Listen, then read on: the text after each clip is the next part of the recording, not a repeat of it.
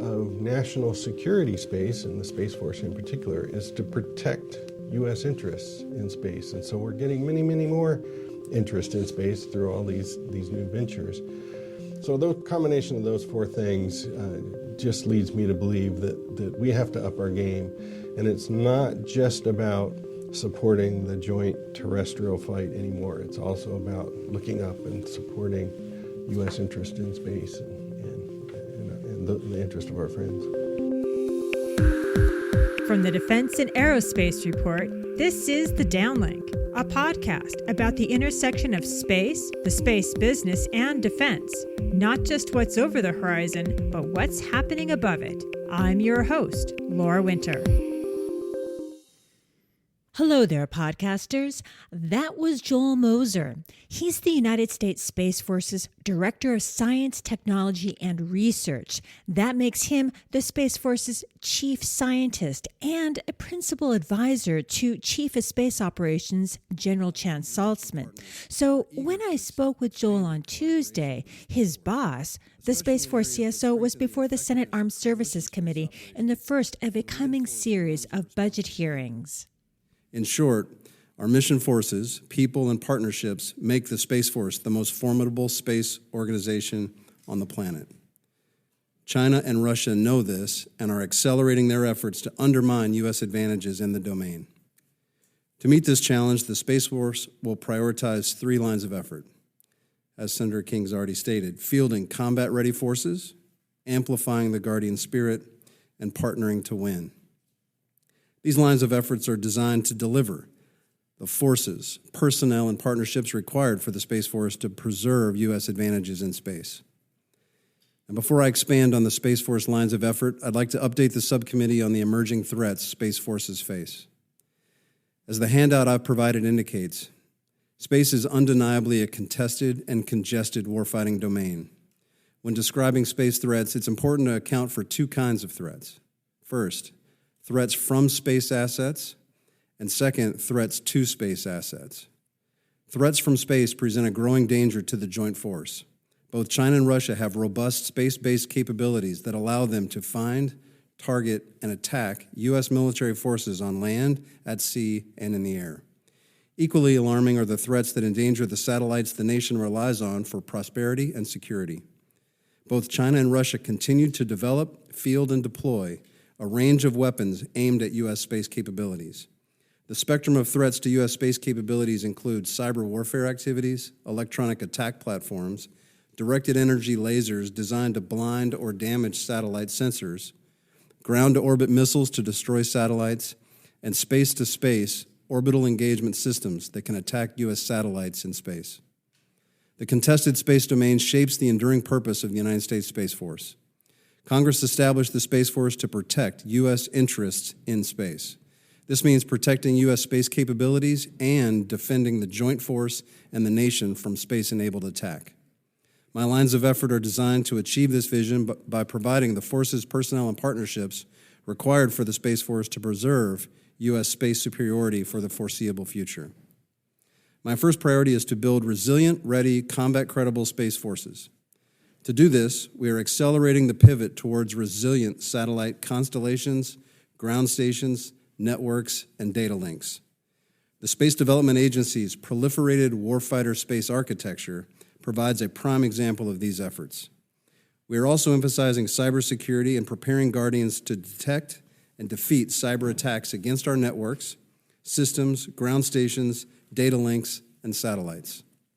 We are developing an operational test and training infrastructure that will be the backbone of Space Force readiness as Guardians prepare for a high-intensity fight. So the question is, does the Biden administration's budget request for the U.S. Space Force give the CSO what he needs? We're going to hear more about the budget from the DownLink regulars Chris Stone and Peter Garretson, and also from Sam Wilson, who's with the Aerospace Corporation. But first, while the CSO was on the Hill, I was about 800 miles away on the shores of Lake Michigan at Concordia University in Wisconsin. That's where the Chief of Space Force Doctrine, Lamont Colucci, hosted a kickoff event for the university's new National Security and Space Center, and Joel Mozer was speaking at the event. Here's our conversation. Joel, thank you so much for speaking with me today. Thank you for having me. It's a pleasure to talk to you in the state of Wisconsin.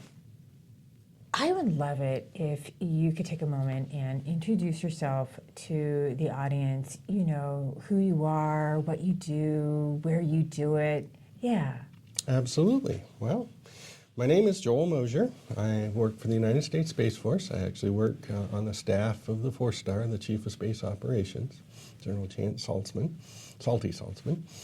And my job is the Director of Science, Technology, and Research for the Space Force. So What does that really mean? I have a team of folks that help me with this, but what we do is really take commander's intent, so the strategies and the direction that the Chief of Space Operations wants to go, convert that to science and technology requirements, needs, projects, and then convey that to the science and technology community, folks like the Air Force Research Laboratory or DARPA or industry or academia. So we act as sort of a translator from strategic intent into science and technology policy, and then go the other way as well. So when a scientist comes up with a new methodology or algorithm or phenomenon that they think might be useful, we take those and translate them back into strategic speak, so to speak, so that the commander knows that that's the right thing and that's the valuable thing to do. And then overall, we try to prioritize those things, the most critical, most important things that we can spend our precious science and technology money on. We try to identify those and get after those things. So that's what I do in a nutshell. Sounds like fun. It's great fun. I'd like you to expand on what it is you do in the Science, Technology, and Research Directorate, you know, and how you actually build that foundation for the future. So the real challenge with science and technology development is that science is a slow process. You know, when you're talking about understanding a natural phenomenon or some new aspect of an algorithm or artificial intelligence or quantum physics, whatever it happens to be, to go from that level of basic research to where it's actually something useful that for the defense of the country can take a long time. That can take sometimes 10, 20, 30, 40 years to come to a fruition. And so that means that my job is very difficult because I have to anticipate many years in the future, decades in the future, what the needs are going to be of the United States Space Force, what the threats that are going to be out there, what the challenges we're going to have, what the geopolitical situation is, and then prioritize our investments today and make sure that we have options for that future. So a lot of what I do is in the realm of strategic foresight, really just trying to anticipate what our needs are going to be down the road and make smart decisions today. Because it's always easier to invest early in that science and technology development. If you don't, you either face an existential threat or you're caught flat-footed at the end when that future becomes a reality, or it's at least an expensive, desperate fix that you have to scramble to come up with a solution for. So hopefully we can anticipate most of that. Strategic foresight is not easy. I mean, how do you even start to think about strategic foresight? I mean, you were talking decades, but I mean, decades. I mean, at least 20, 30, 40 years out.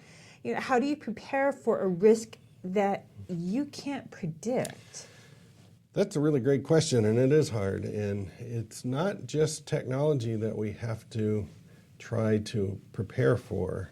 It's also what is the geopolitical situation, what's the social and the economic, and who are our competitors, who provides threats.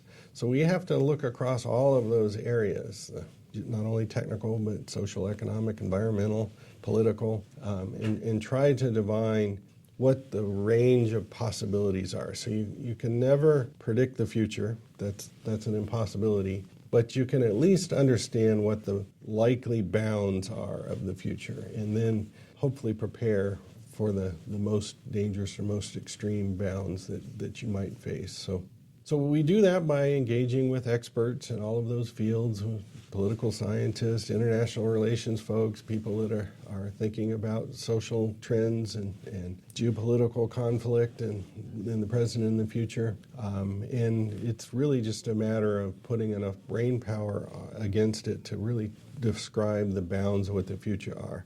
Once you have those bounds, there's a whole other problem. What are you going to do about it? What are you going to invest in to try to minimize the impact? So there's quite a bit of discussion, and the way we've done that in the Space Force is by convening what we call Space Futures Workshops, and we've had 6 of them since 2018. Sometimes we go to internal government folks, we've gone to the intelligence community, we've gone to academia, to industry, the new space businesses, and we would ask them to help us think through those futures. And after doing this for many years, we start to get a set of pictures of what we think the possible scenarios are, and then we try to plan for it. The thing that we have to use many minds and many ideas to integrate together to get where we need to go. This is going to sound perhaps silly to the audience, but I'm sure that there's others in the audience that'll thank me for asking you this. But what about sci-fi? I mean, if you are creating a show like The Expanse, or if you are creating, there's a series of books called The Old Man's War by Scalzi, right?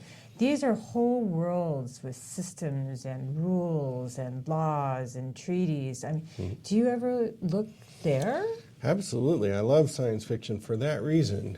If there's a wacky idea of some technology or some capability that even if it's preposterous, that might come true over time, there's probably a piece of science fiction work or a book or a movie or something that took a similar idea, if not the same idea, and explored what are the social and the interpersonal and the ethical and the moral considerations that from a perspective of a science fiction writer, make an interesting story.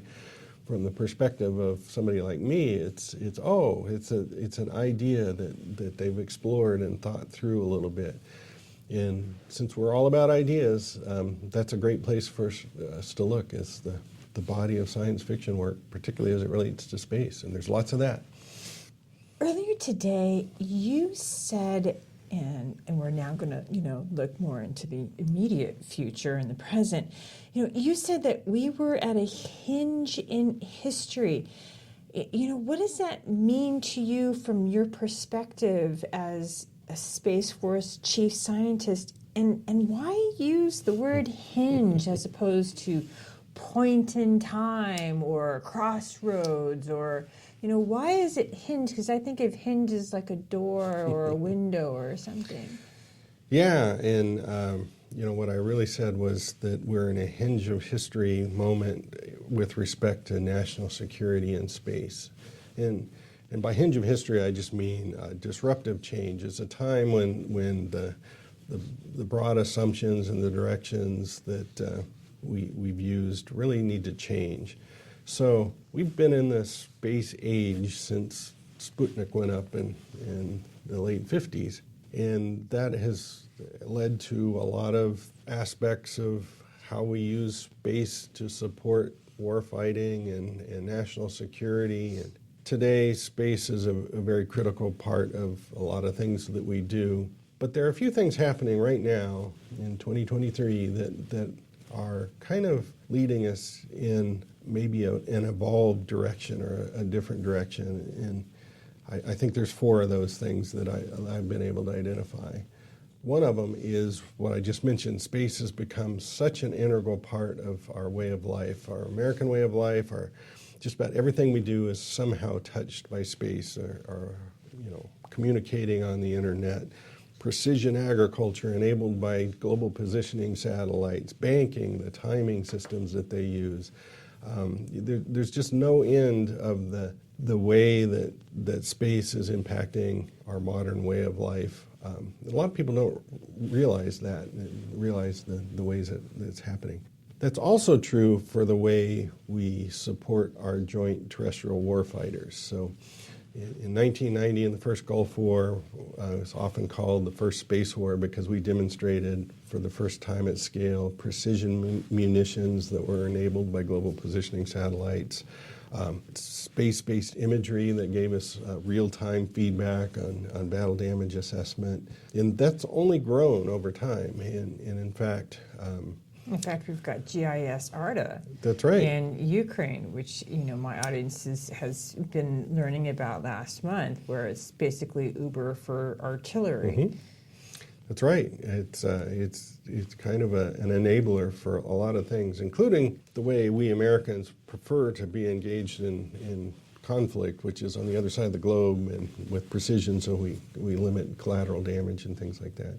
So that's the first thing. The second thing is, our adversaries and competitors have watched all of that, and they are creating threats to our ability to do that. So the many countries now, there's a club of countries, I hate to say it that way, that have demonstrated anti-satellite weapons.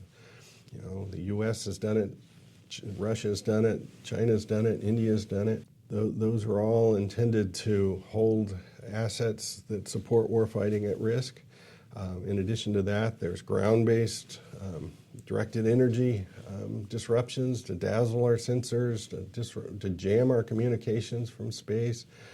There's in-space co-orbital threats. There's activities in space that would hold our assets at risk. So the threats have gone up. That's the second argument for why we're in a hinge of history. The third is the number of players. Because the cost of space has gone down thanks to things like reusable launch and smaller microelectronics, more countries and non-governmental entities and commercial entities are able to go to space. So it's a much more crowded place with a lot more players in it. And that's something that we haven't had to deal with heretofore. And the fourth is really, I like to call it the golden age of space. We're to the point, again, because of the lowered cost of access to space, where people are thinking of all kinds of new applications, new business plans in space to do tourism, manufacturing, development of new technologies, exploration by private citizens, going to the moon, to Mars. All of that stuff is happening today, and we see it every day in the news, just a new thing that's happening in space. And one of the roles of national security space, and the Space Force in particular, is to protect U.S. interests in space. And so we're getting many, many more interest in space through all these new ventures. So the combination of those four things just leads me to believe that we have to up our game. And it's not just about supporting the joint terrestrial fight anymore. It's also about looking up and supporting U.S. interest in space and the interest of our friends. In the more immediate future, just because we are at this hinge, Mm-hmm. how is your directorate, or what is your directorate doing specifically to meet that challenge? Well, the strategic foresight work is a big part of it. Also, But that's like decades old. It is, but still, there are things that we have to do today that will pay fruit in a near-term sense. So, for example, developing ways to use proliferated LEO constellations as opposed to, in the past, we've relied on big geosynchronous birds that cost $1 billion and were so expensive to launch, we piled all kinds of capability on them. That was great, but until our adversaries and others figured out ways to hold those at risk, now we have to find out ways to make more resilient space systems, to deter aggression by denying an adversary the benefit of taking out a big fat sitting duck bird that's in geosynchronous orbit. We are looking at new ways to architect our systems, such as proliferated low Earth orbit satellites that can do things, or redundant systems, or tactical responsive launch, ability to launch in short order. I hate to interrupt you, Yep. but just in case there are new listeners, proliferated really means just a whole bunch. A whole bunch. So Of many satellites. Think about SpaceX's Starlinks and the thousands of satellites that they've put up to do a job in low Earth orbit. because they're always moving around the globe. You have to have a lot of them, as opposed to if you put it out in geosynchronous orbit, which is stationary with respect to the ground, you only need one to cover a particular geographic area. In proliferated LEO, you need many of them, but that gives us an advantage because it's hard to take out 1,000 satellites as opposed to one. So, because this is budget week, I have to ask you this uncomfortable question. You know it. I apologize because I like you, but still, here it is. Did you get enough?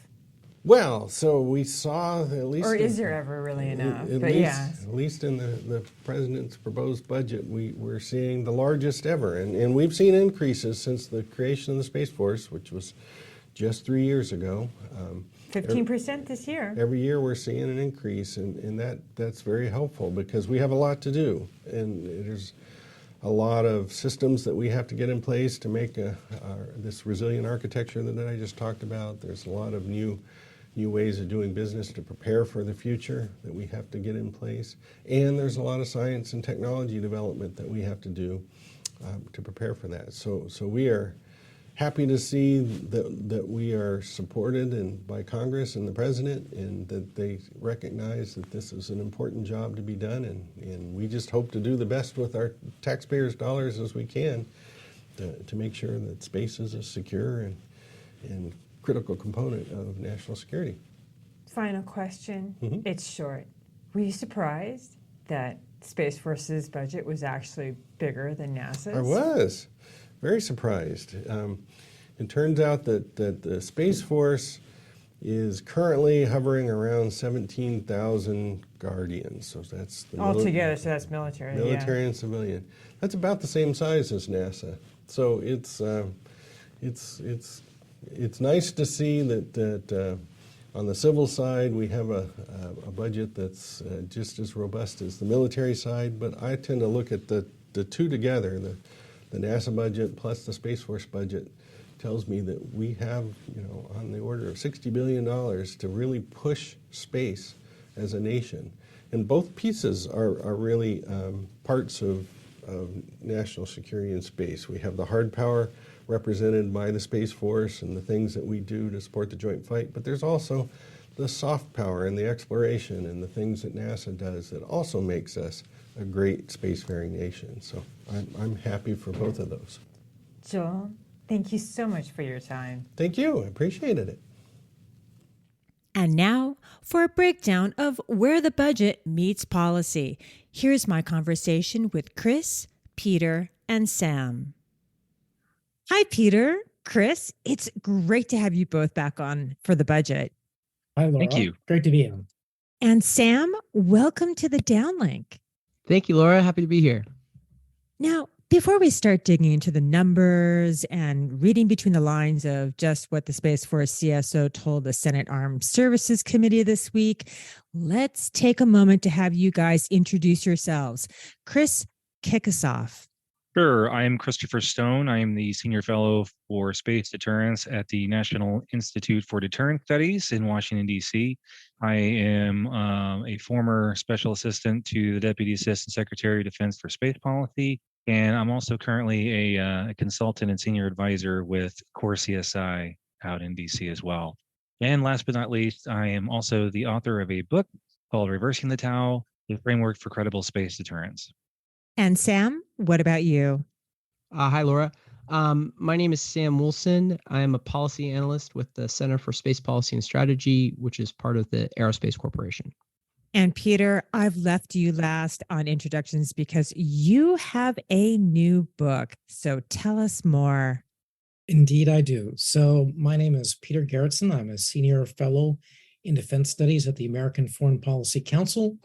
And this month, I have a forthcoming book called The Next Space Race, a blueprint for American primacy in space with Richard Harrison. And so that is available for pre-order now. And it basically gives an overview of what the United States and China are doing and what are the near-term things that the United States needs to do not to lose the game. So I'm going to put you on the spot, Peter. Seeing that you said, what are the things that the United States needs to do? And I don't really want to spoil it, but if you could choose like your top thing, what would it be? It would be developing a long-range vision for how we're going to shape and exploit the space domain itself. Excellent. So the administration's asking for more than $33.3 billion for all Department of Defense space programs, and 30 of that 33 billion is for the Space Force. It's roughly twice what it received in 2021. So overall, what are your first impressions? Peter, and then Sam and Chris, you can jump in at will. Well, I think this fundamentally validates the assumptions and strategy of the Space Force advocates. They felt strongly that once the Space Force was free to be sort of managed by Congress directly, that there was plenty of money and appetite to do more in space, and that they were basically being held back by a fear of mismanagement by the Air Force. And now that they are freed, we have seen consistent increases each year, which I think is all to the good, and I expect still more to come. Yeah, and I would add, Laura, I think if you look at those first couple of years of the Space Force, a lot of the growth wasn't actually growth, right? It was actually bringing entities into the Space Force that already existed. Last year, a great example is space. They had this big plus up, but a lot of that was from the SDA, the Space Development Agency, transferring in to the Space Force, as well as the actual military personnel transferring into the Space Force, right? So the budget increase wasn't actually reflective of the growth. Now they've really consolidated the defense-based activities in the department.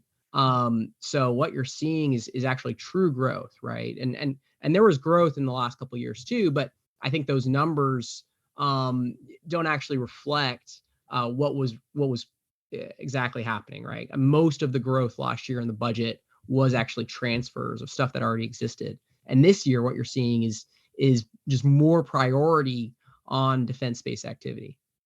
And I'll just add, I agree with that. What you said, Sam, about last year was primarily in moving things over, so there really wasn't any real growth. Plus, if you include inflation rate, that wasn't included in the original budget rollout when people were talking about it. Every year since 2019, when the Space Force was established, it's always the biggest space budget ever. But and I think that I'm glad to see some things that we'll probably mention later in the discussion that I've been asking for and writing about for years, which again, I'm cautiously optimistic.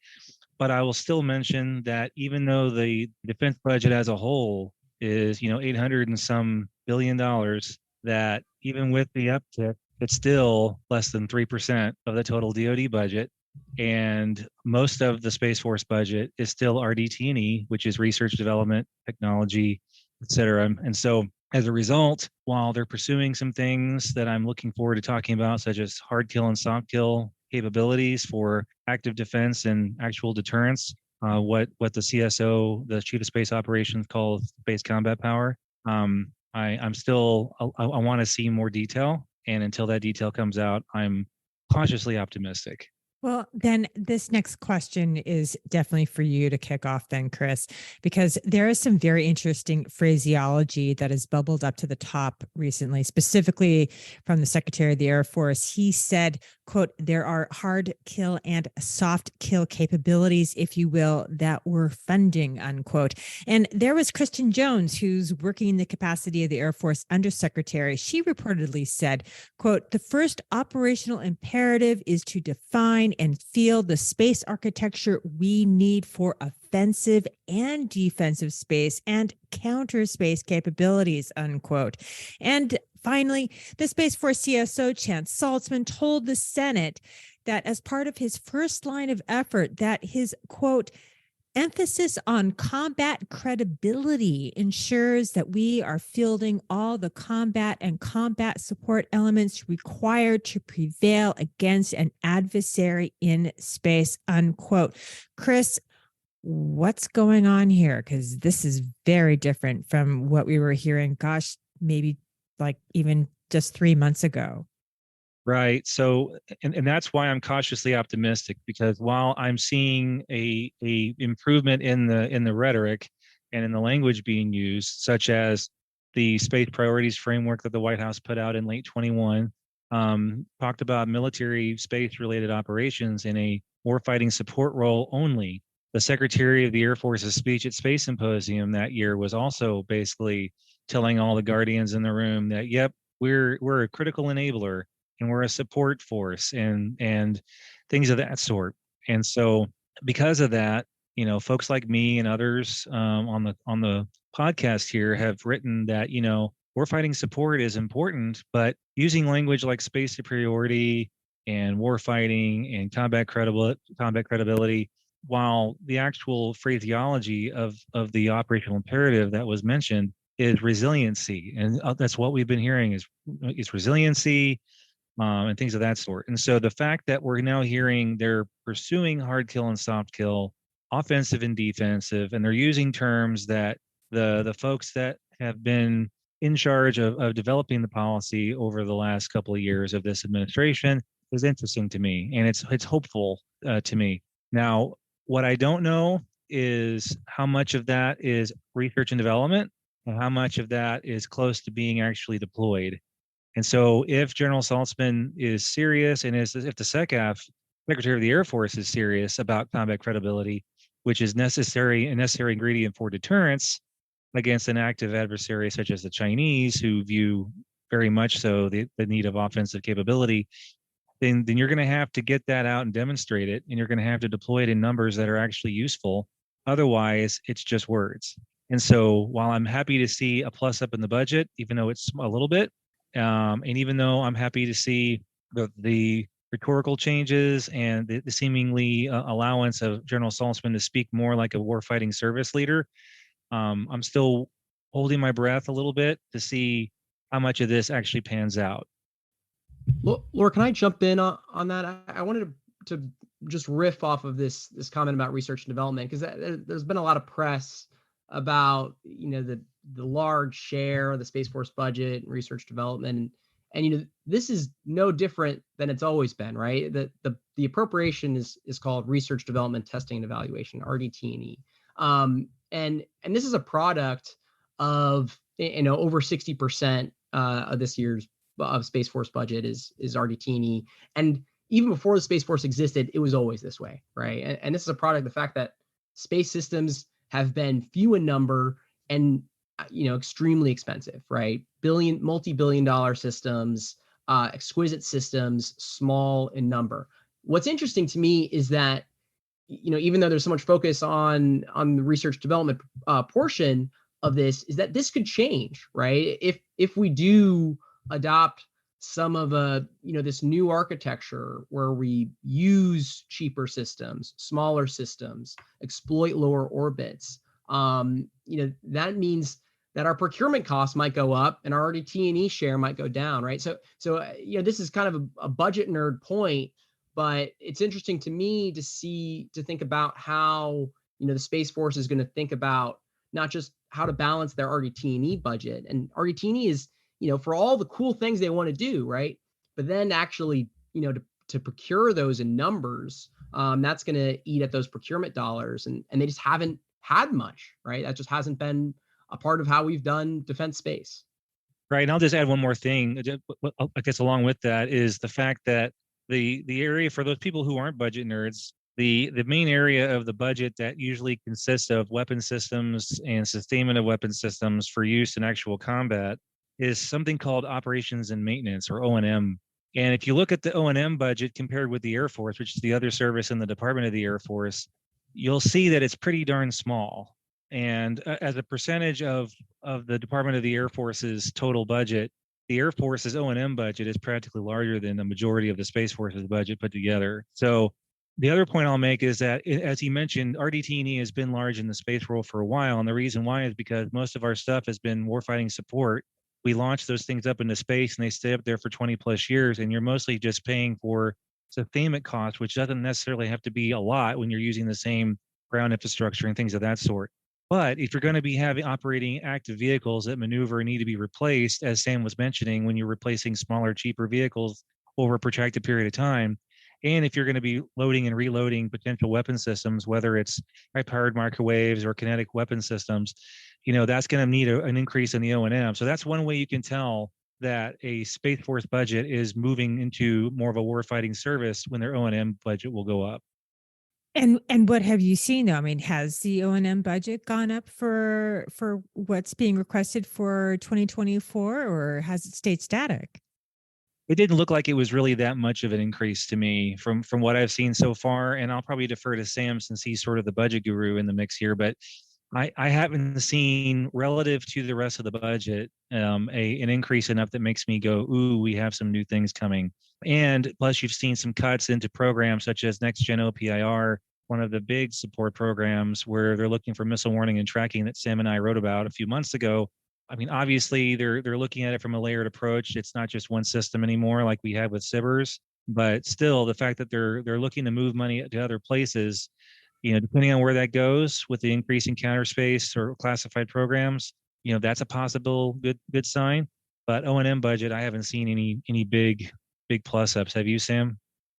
The ratio of O&M has been largely the same from FY21 to FY24 for the Space Force. And so that the number has gone up, but it was 15%, it was 16% in FY21, and it's 16.5% this year. So it's really been consistent, and the RDT&E number has been consistent. Again, I think the actual change could be when you start seeing some of what the Space Development Agency is trying to do, right? Like, I see this as a product of we have always been hardware focused, but we've also been hardware in small numbers focused. And so when we start actually kind of changing that model into smaller, cheaper systems, then we could start, maybe cutting some of that RDT&E percentage of the budget.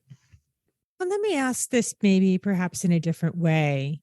And Peter, because I know that you work a lot and listen a lot to the commercial side of space in connection with defense.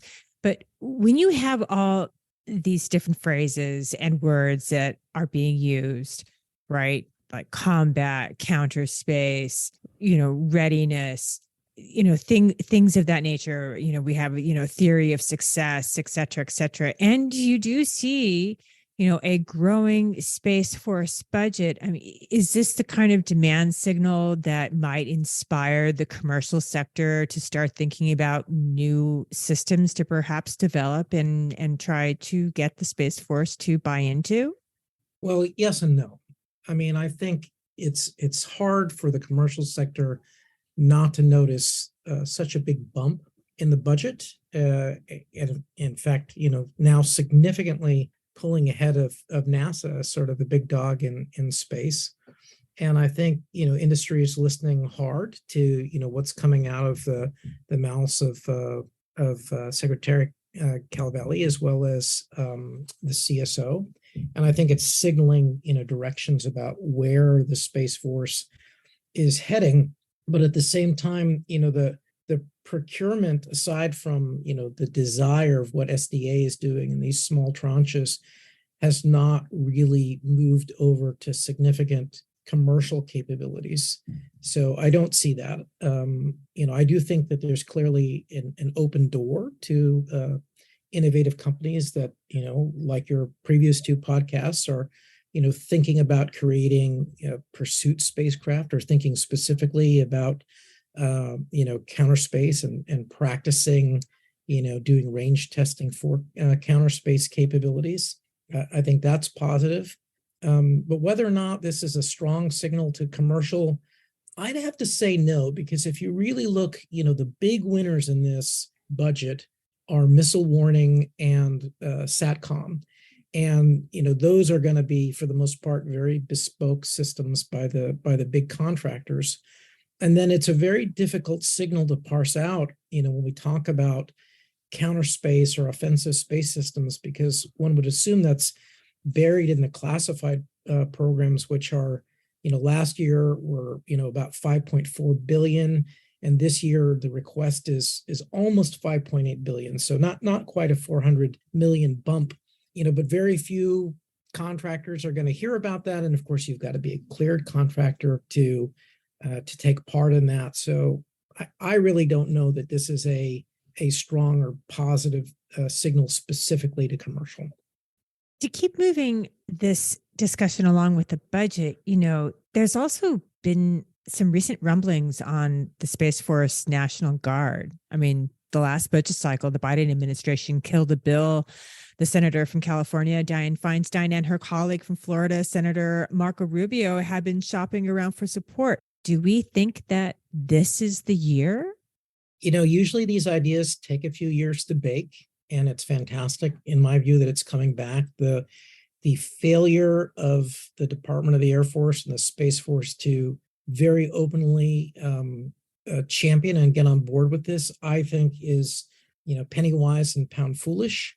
I think it's sort of the same for the administration. It is not healthy to have guardians orphaned on the Space Force side, where they can't even go to the same basic training, where it's unclear how they need to be tasked, how they're going, how they should be uniformed in their identity. I think that's very unfortunate.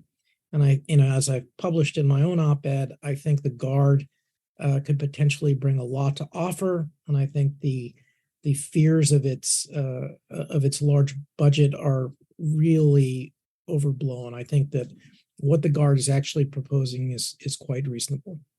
Yeah, and I'll just mention that, obviously each year that it's attempted again, it looks like there's always a little bit more support. There's still the same detractors that, for whatever reason, act like it's all new to them and they've never heard it before, when I know for a fact that this stuff has been briefed numerous times to several staff members who have been there, especially on the Senate side, which is where things typically have died over the last several years. With Senator Feinstein looking at retirement after potentially this session, we'll have to see what happens if it doesn't go for this time. But with the administration trying to plan for the actual removal of the Guard from space operations and taking all these skilled people who have experience in the commercial sector, have innovative ideas, and have means of taking those operational experiences they have and going straight to their personal civilian jobs and making things better, both on electronic warfare side as well as other command and control missions that the Guard supports.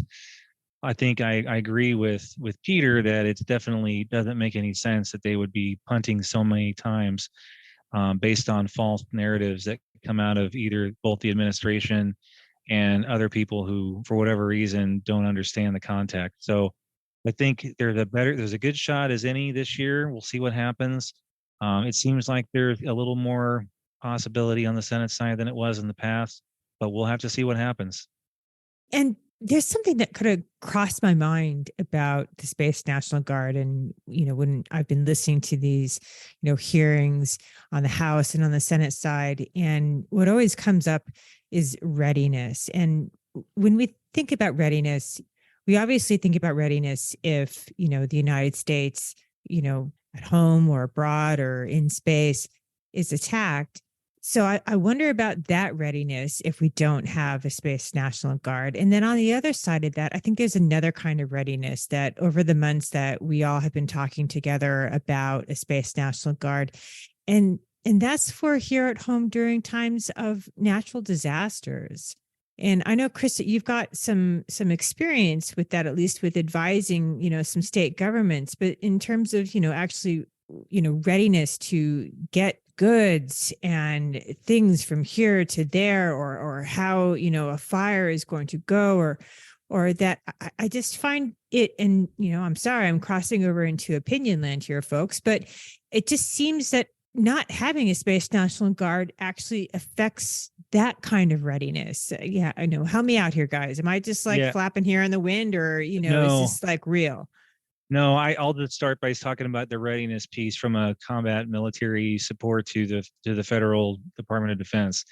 And that is, and I know I probably mentioned this before on other podcasts, but it's still true that if there is no Space Guard, and the original White House plan to remove space missions from all the Guard units that have them right now, you're going to see 60% of the electromagnetic warfare, which is the jammers, the counter communication system, and the bounty hunter, which are both open source things people can read up on, are pretty much most of what we have from a quote combat capability and 60% of that is in the Guard. If you lose that 60%, you'll have a 60% drop off. It'll take at least a decade because the Space Force doesn't have the structure, the basing, the space to put all that equipment. They don't have the people, the trained personnel with that level of experience, decades of experience in those systems who have been deployed overseas supporting commanders worldwide for years, since the late 90s, early 2000s. And so you're going to have a readiness dip on that, at least in that area of operations, not to mention space surveillance, missile warning up at Clear, that's Guard ran. And then there's some satellite communications that are pretty critical for nuclear command and control, AEHF, Advanced Extremely High Frequency, which has command and control out in California. And so with all that going away and all that equipment, I mean, all the people are still going to remain part of the states. So that's one thing. On your other question, I'll just mention people always ask the question, from the naysayers, why does a state need space for? Well, there are counties and states that use GIS or satellite-based mapping and imagery and things of that sort. California Fire uses infrared data from commercial providers and things of that sort to help figure out how to plan counter fire operations, other sorts of things, flood damage assessment and all that. So not all of that comes from the federal government. Federal government can supply that stuff through agreements between agencies and the states, but these people that are experienced in all these ways of leveraging these capabilities, are in the state guards. And so I think that's a benefit to the states, regardless of if they have a space unit or not, because of things called Emergency Management Assistant Compacts or EMAC agreements. And so because of those agreements, those equipment can be shared. And there are other equipment that they have that it's not necessarily federally owned that could be leveraged. So people who say stuff like that are just not fully informed on the issue.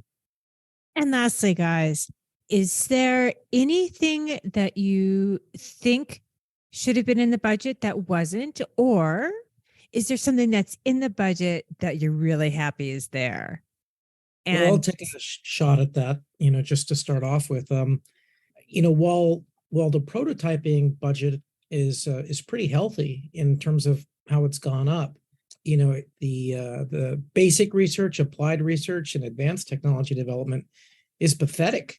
I mean, they flat out zeroed out the request for basic research for space science. So, it had gone from a proposed 55,000 down to, 55 million to 5 million to zero in this request. And then the next category has gone, from 360 million down to 206 million, right? So we've lost a third of that in applied research, and then you've lost, nearly 100 million in advanced technology development. So, this is not looking very good for the seed corn of really going after the long-term advanced stuff. It does look like they're pushing pretty hard on prototyping. That's quite a healthy bump from 2.9 billion to 4.2 billion. But in terms of like the core of where the future is coming from, this budget could do a lot better. Laura, I won't make a normative. I won't have a normative position on what I particularly like, but I would say what I find really interesting is not just the areas that have grown, and people have brought up that missile warning and tracking, the mission has gotten more funding this year than last year. Not as big of an increase as what missile warning and tracking got last year from the year before. That to me was really clear, right? Like everything, there's two big missile warning and tracking programs in RDT&E. One is Next Gen OPIR, which is focused on high altitude systems, geo and polar. And then there's this new program called Resilient Missile Warning and Tracking, which is LEO and MEO. And what was interesting is that last year they both those programs did really well. This year, Resilient Missile Warning and Tracking has done really well, and Next Gen OPIR has not done so well. So if you look at last year's budget, what they were planning for this year for Next Gen OPIR, that was 2.9 billion. Now that number for this year is like 2.955 billion, right? So much smaller than what they were, pretty significant delta. But then resilient missile warning and tracking got a huge bump, not just from what they paid last year, but what they were planning to pay this year, right? So a much more accelerated transition is what you're seeing from the department in moving from higher orbit systems, where this mission, this critical mission, has always been, to now lower orbit. So I think that's really, really interesting that we're doing that, and you kind of see this exploitation of lower orbits in other capabilities too. Space Development Agency did really well also with its transport layer budget line. That one went not just up significantly, double 1 billion to 2 billion from what it was last year, but also a big bump on what they anticipated this year was going to be. So I think when we're looking at the budget and we're saying, SATCOM did really well compared to last year, it's really, what's interesting is not just to see what increased from last year, but what has changed from what they were planning to do this year, that they've changed, right? That's an indication of where the department is willing to accept more risk, or where they want to their priorities have changed. And to me, my read of that is that there is more of a focus on lower altitude systems, right? And this idea of resiliency via numbers and resiliency via diversity of orbits is kind of what we're seeing. I would also just note, when the justification books come out, so we have the budget. Again, I'm getting back into budget nerdy speak, but we have the budgets and we have the Excel files, which some of us are scrutinizing. But then there's also going to be, much more interesting justification books that's going to explain each of these budget lines. And there's a new budget line this year called Long Range Kill Chain. And that's never been in the Space Force budget before. And it's significant. It's 243 million. Nobody has written about this, talked about this yet. I'm really interested to kind of unpack, everything that's involved in that budget line when the J books come out. Well, I will be sure to call you up and get you back on so that you can explain just exactly what that is. Chris, what about you? Last word.